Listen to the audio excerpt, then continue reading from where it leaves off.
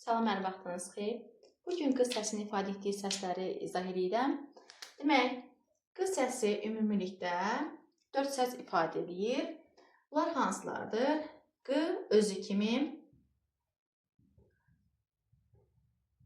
X səsini verir, X səsi və Q səsini ifadə edir. Yəni, ümumilikdə 4 səs ifadə edir. Bu səslər necə olur? Q nə zaman özü kimi səs verir? Sözün əvvəlində gəlirsə, əvvəldə gələndə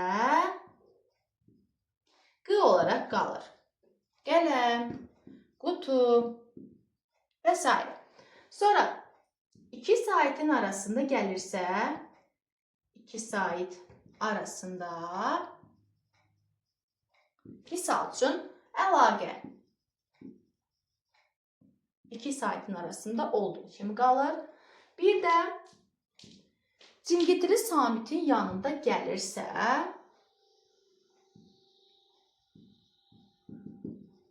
Cingidili samit yanında gəlirsə, neyinir?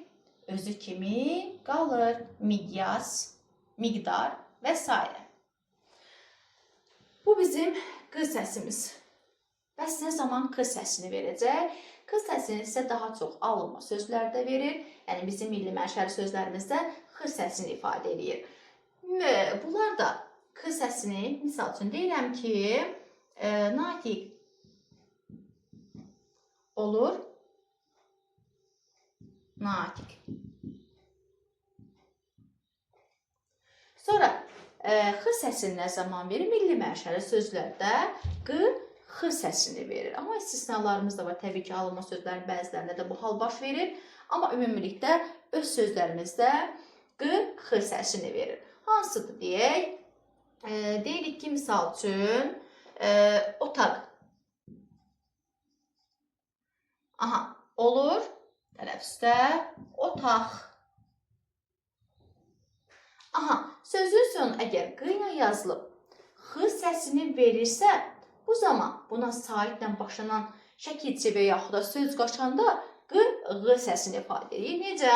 Misal üçün deyirəm ki, otağı, sonra